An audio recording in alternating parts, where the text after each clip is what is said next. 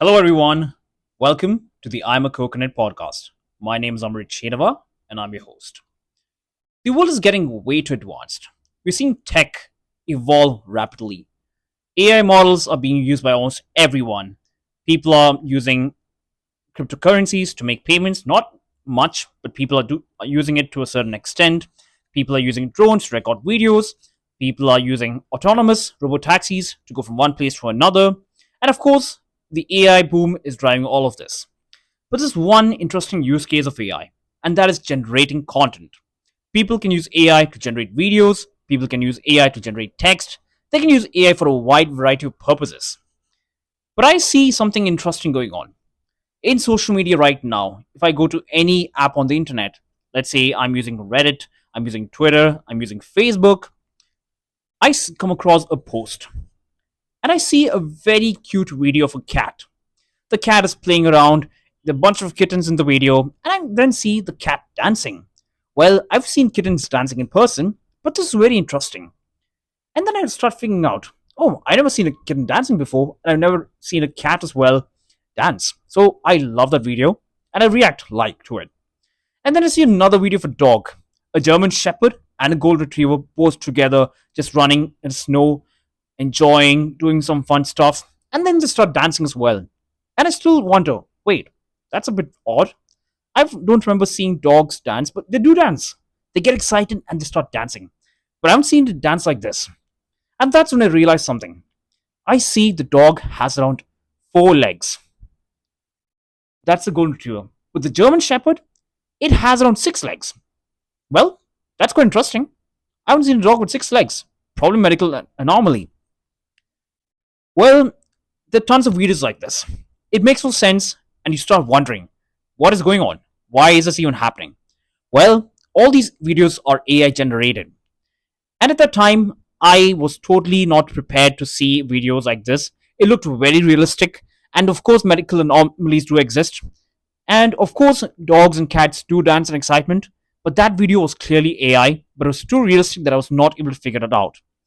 And then later on, I realized one thing: there's way too much information out there. There's way too much content that's completely generated by AI. And of course, AI models, they just understand zeros and ones. They understand binary. They don't understand the language that they speak, but they're very creative and they can generate whatever they want.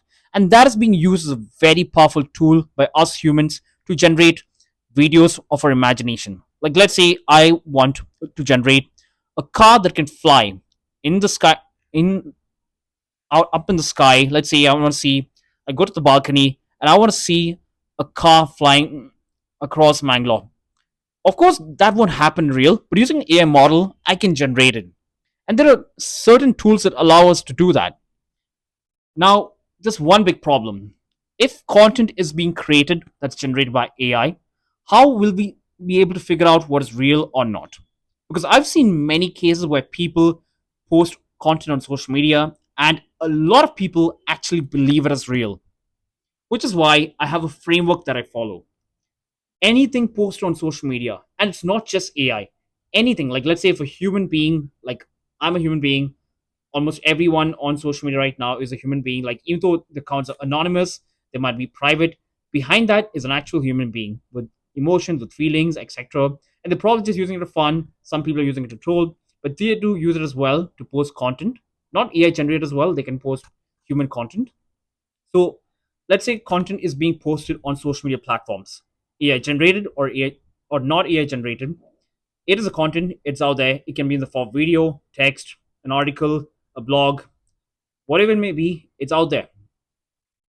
Here's a framework that I follow when I approach this.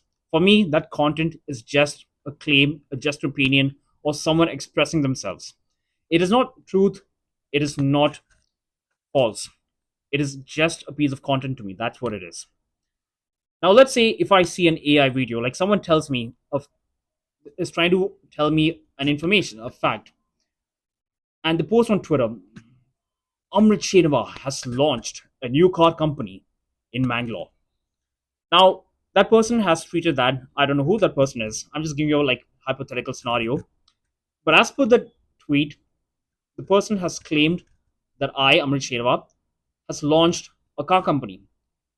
Well, I don't know launch, of course, and that person is just making claim. But someone else seeing that probably might wonder, oh, that's interesting. Amit has launched a car company. But here the person is just making a claim. It's not true. It's not false. Because I know, because I'm Amrit. But someone else seeing it, like let's say someone who does not know me, they're going to see that piece of information and it's going to register it as Amrit, the person who's building Flashmates, who's building Tulu AI, has launched a car company. But they don't know it's false. They probably don't know it's true, but they might believe them. And that's how easy it is right now. You can go on Twitter, you can go on Reddit, you can go on Facebook, and you'll probably see tons of content out there.